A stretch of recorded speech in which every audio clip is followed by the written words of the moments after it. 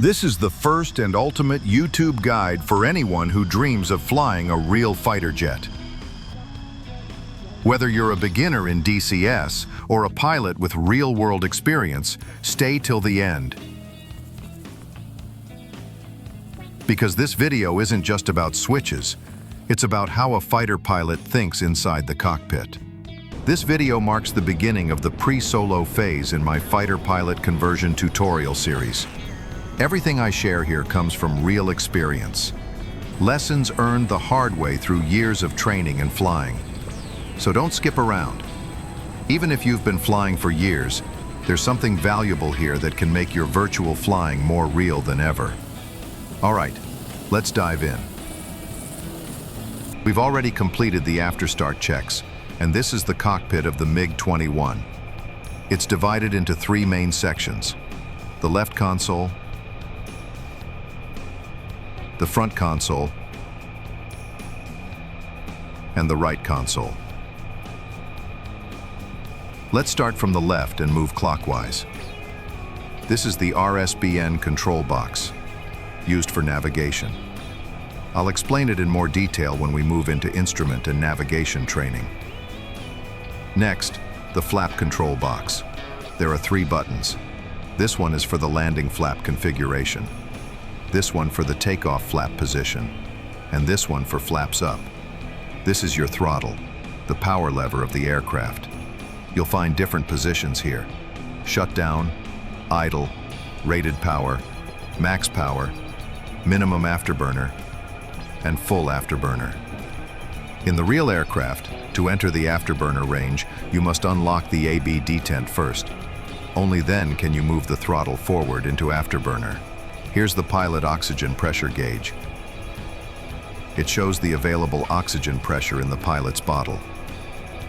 This is the T9 panel. These three green lights mean your landing gears are down and locked.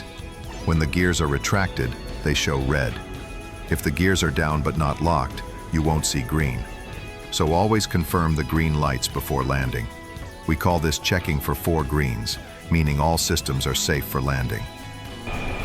The flap and speed brake indicators, and this landing configuration warning light. If you lower the flaps before extending the gear, this light comes on to remind you that you forgot to lower the landing gear. This is the landing gear lever. It has 3 positions: down, neutral, and up. Always remember to return it to neutral after retracting the gear. Leaving it in the up position keeps the hydraulic lines pressurized, and that's not good for long operations. Every small step in this jet matters.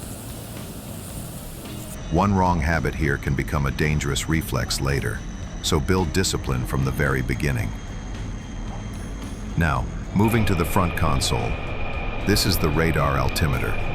When flying low, your standard altimeter might not give you accurate readings. This one does, down to the last meter. If you set it to 80 meters, it will warn you when you drop to that height. We call that the decision height. Next, the altimeter. The large needle shows hundreds of meters, and the short one shows thousands. For example, when the long needle points to 5 and the short to 0, that's 500 meters. When the short one points to 3 and the long to 4.5, that's 3,450 meters. This is the airspeed indicator. It shows speed in kilometers per hour. The cone position indicator shows the position of the nose cone, which controls airflow into the engine. At supersonic speeds, the cone prevents shock waves from entering the engine. Even though we fly supersonic, the airflow inside the engine must always remain subsonic. Otherwise, an engine surge can occur. This is the arm regulator indicator. The MiG-21 doesn't have a fixed horizontal stabilizer. It uses an all-moving tailplane. The arm regulator changes control sensitivity based on airspeed and altitude. Long arm mode means more tail movement, used at low speed or high altitude. Short arm mode means less tail movement, used at high speed or low altitude. Don't worry too much for now. Just remember, when you come to land, make sure the long arm light is on. This is the emergency brake handle, used only if your main brakes fail. The more you pull, the more braking pressure you get. Here's the nose wheel brake handle. It enhances braking performance. This is the attitude indicator. It shows your aircraft's pitch and bank angles. If the white part rises, you're pitching up. If the brown part dominates, you're descending. Those small downward lines, think of them as your landing gears.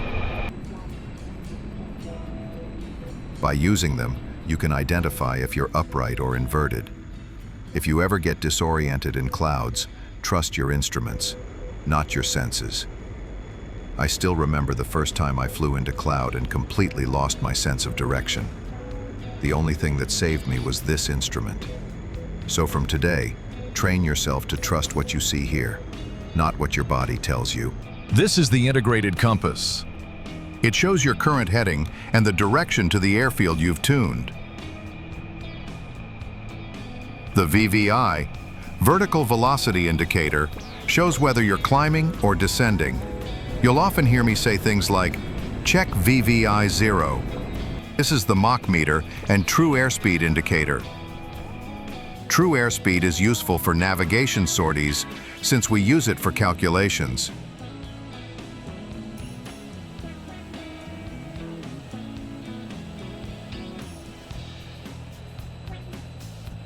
Here's the aviation clock, the G meter,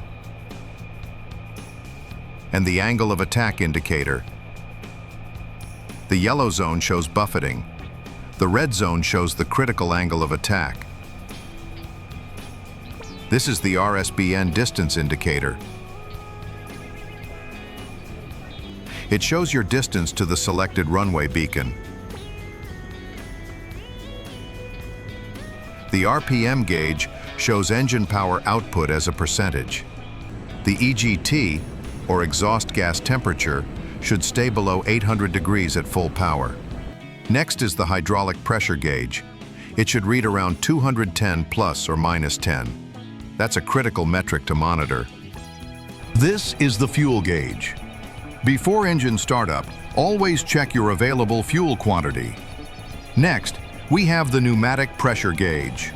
The reading should stay between 110 and 130. Here are the warning panel indications. For today's video, I introduced only these essential instruments, and there's a reason for that. If someone is watching this video for the first time, even without any MiG-21 flying experience, I want that person to be able to fly confidently by the end of this tutorial series.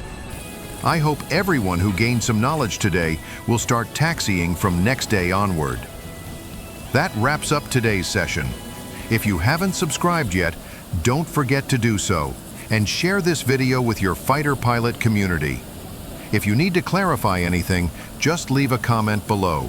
I read and reply to everyone. Until next Friday, see you in the next sortie. Safe flying and happy landings.